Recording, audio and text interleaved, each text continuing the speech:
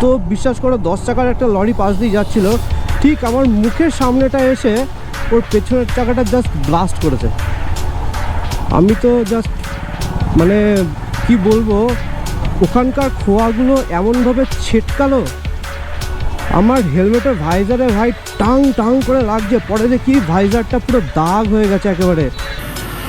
এটা কিন্তু actually diesel বা পেট্রোল এই জাতীয় কোনো জিনিস নয়, এটা আলাদাই একটা কেমিক্যাল যেটা শুধুমাত্র এখানে ইউজ করে, যেটাতে গাড়ির কালারে কোনো এফেক্ট পড়ে না। তো বন্ধুরা, এখন বাজে ঘড়ির কাঁটায় ঠিক দুপুর 1:11। তো আজকে আমি যাচ্ছি একটু গাড়িটা ধোয়ানোর জন্য, জাস্ট সার্ভিসিংয়ের জন্য। তো তেমন কোনো ব্যাপার নয়, আর সার্ভিসিং মানে বুঝতে পারছো, গাড়ি একটু রেডি করছি for a long drive bye. Well, hello viewers, welcome to our YouTube channel. I hope you are fit and fine. তো অভূতপূর্ব সুন্দর আজকের ওয়েদারটা, কত সুন্দর লাগছে যে এত সুন্দর রোদ ঝলমলে ওয়েদার, ওয়াও। আর এইরকম ওয়েদারে সত্যি বাইক চালাতে খুব ভালো লাগে। এই যে কাকা NH-12-এর মাঝখান দিয়ে এইভাবে বেপরোয়ার মতো লাইন আপ করে পার হচ্ছে, দ্যাটস আর নট গুড।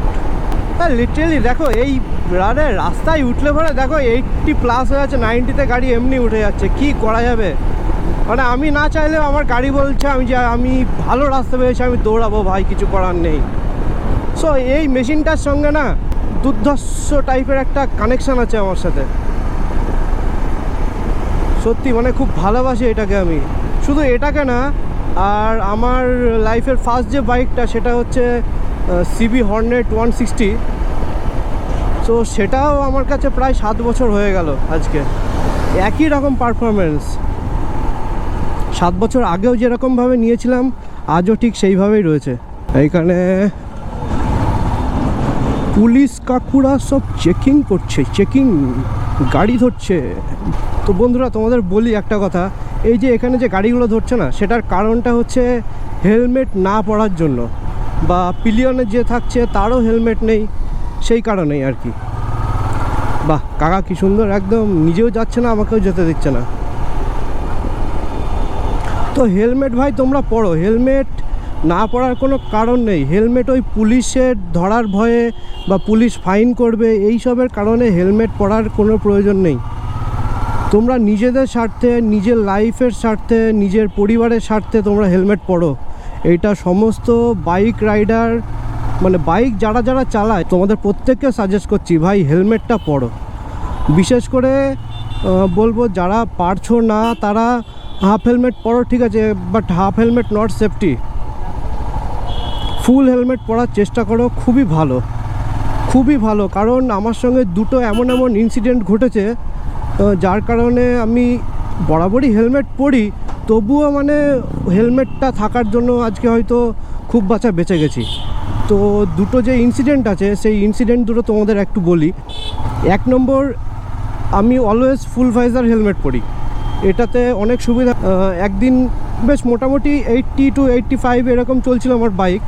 তো সেই ক্ষেত্রে সে জায়গায় কি হয়েছে, একটা বড় এরকম সাইজের একটা বলতা পুরো উড়ে এসে আমার ভাইজারে একদম কাচের উপর এত জোরে লাগলো, পুরো একদম ফেটে রস ছিটিয়ে গেল একেবারে। মানে সে জঘন্য অবস্থা। তোমরা ভাবো, ওই বলতাটা যদি আমার ভাইজার তোলা থাকতো, আমার ডিরেক্ট যদি আমার মুখে স্কিনের উপরে লাগতো, তাহলে পরে আমার মুখটার অবস্থাটা কি হতো। তো এটা হলো ফার্স্ট ইনসিডেন্ট। আর সেকেন্ড ইনসিডেন্ট যেটা তোমাদের বলছি, তখন NH-12 সবে তৈরি হচ্ছে, আর রাস্তাগুলো না তখন জাস্ট আলগা খোয়া দিয়ে জাস্ট রোলিং করছিল।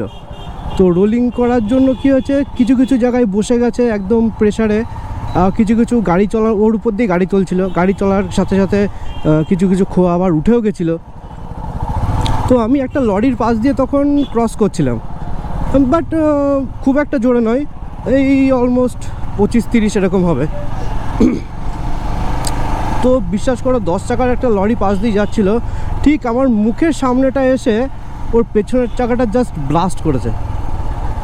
আমি তো জাস্ট মানে কি বলবো, ওখানকার খোয়াগুলো এমনভাবে ছিটকালো, আমার হেলমেটের ভাইজারে ভাই টাং টাং করে লাগছে, পরে দেখি ভাইজারটা পুরো দাগ হয়ে গেছে একেবারে। আর লিটারেলি সেই সময়টা কী হচ্ছিলো জানো, মানে এত বড় বড় খোয়া পুরো ছিটকে এসে আমার ভাইজারে লাগলো। আর ছোট ছোট যে খোয়ার কুচিগুলো বা ছোট বড় মাঝারি যেরকম সাইজই বলো না কেন, আমার মানে হাফ হাতা শার্ট পরেছিলাম, গরমকাল ছিল তো হিউজ পরিমাণে আমার হাতটা পুরো জ্বলে গেছিলো। হাতে যখন এসে বাড়ি লাগলো, বাড়ি যাওয়ার পর দেখি লাল হয়ে ফুলে ফুলে গেছে, কিছু কিছু জায়গায় ব্লাডও চলে এসেছে। তো সেই কারণে আমি আর কোনো রিস্ক নিইনি, বুঝলে তো। সেই কারণে আমি এখন থেকে মানে পুরোপুরি হেলমেটই পরি, আর তোমাদেরও সাজেস্ট করবো হেলমেট করতে। তো এইখানে আমি বরাবরই গাড়িটা ওয়াশ করাই এই কাকার কাছে, অসম্ভব সুন্দর ওয়াশ করে। আর তোমাদের একটাই কথা বলার, অলওয়েজ কিন্তু তোমরা হেলমেট পরো ভাই, হেলমেট পরো, মানে মাস্ট বি প্রোহিবিটেড, একদম মাস্ট বি তোমাদের বলছি যে হেলমেটটা পরো। আমি অনেক জায়গায় গাড়ি ধুয়েছি, এরকম গাড়ি ধোয়া আমি এত ক্লিনেবল গাড়ি ধোয়া আমি কোথাও পাইনি। তো চলো গাড়িটা ধুয়ে নিই, ধোয়ার সাথে সাথে তারপর তোমাদের সঙ্গে আবার কথা বলছি।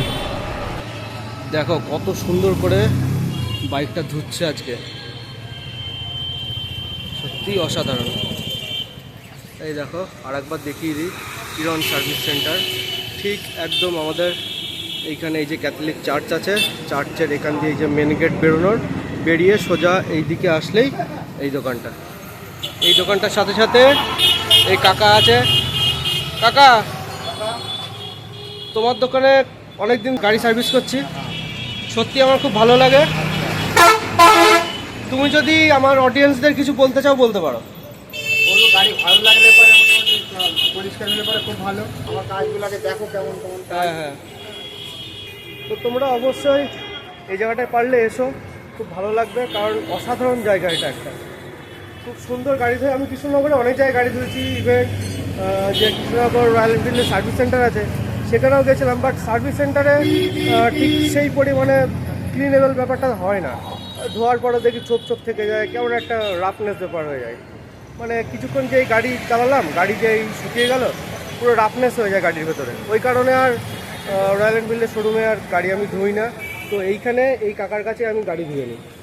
তো এই কাকার কাছে সত্যি গাড়ি খুব সুন্দর ধোয়।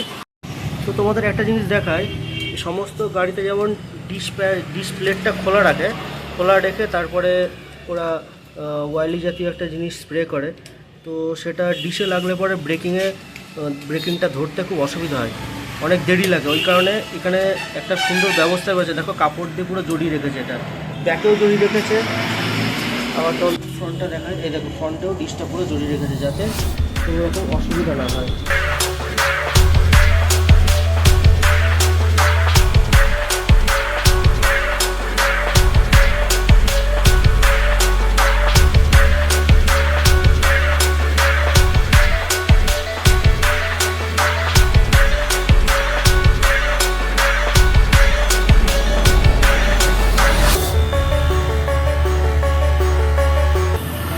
এটা কিন্তু অ্যাকচুয়ালি ডিজেল বা পেট্রোল এই জাতীয় কোনো জিনিস নয়, এটা আলাদাই একটা কেমিক্যাল যেটা শুধুমাত্র এখানে ইউজ করে, যেটাতে গাড়ির কালারে কোনো এফেক্ট পড়ে না।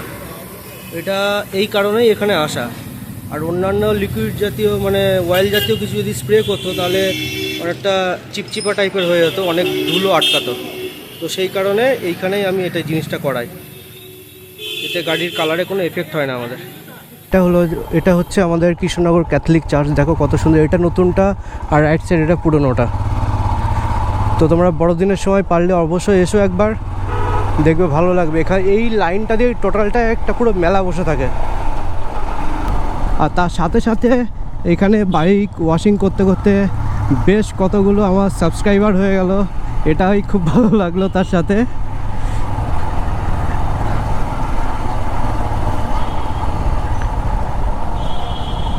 আর রাইট সাইডে দেখছো বিশপ মোড় স্কুল আছে, ইংলিশ মিডিয়াম। গাড়িটা ওয়াশিং করে সত্যি মনে হচ্ছে যেন একদম নতুন হয়ে গেল আবার গাড়ি আমার, লিটারেলি বলছি, হেভি লাগছে চালাতে বাইকটা। আর ওই ডিশ প্যাডে বা ডিশ প্লেটে ওরা যে কাপড়টা জড়িয়ে দিয়ে তারপর স্প্রেটা করেছিল, যার কারণে কি হচ্ছে যখনই ব্রেকিং করছি না একদম পারফেক্টলি ব্রেকিং হচ্ছে। অন্যান্য জায়গায় ডিশ প্লেটটা ফাঁকা রেখে দিয়ে তারপর ওরা স্প্রেটা করে। তো যার কারণে কি হয়, ওয়াশিং করার পরে ব্রেকিং করতে গেলে বেশ অনেকটা সমস্যা হয়।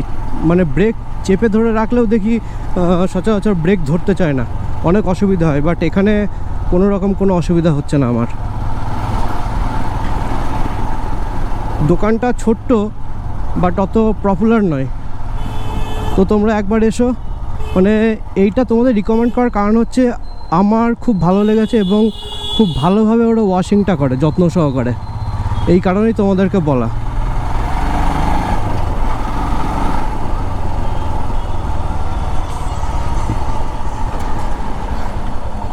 তো সামনে দেখো কৃষ্ণনগর, রায়পাড়া, মালিপাড়া, বারোয়ারি, দুর্গা পুজো, জগদ্ধাত্রী পুজো, সমস্ত পুজো হয় এখানে।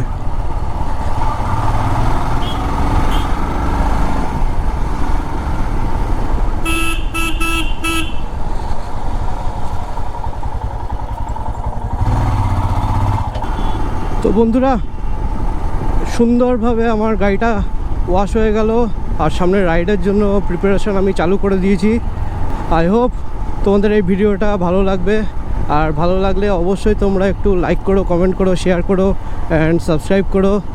আমাকে একটু সাপোর্ট করো, আমার চ্যানেলটাকে সাপোর্ট করো।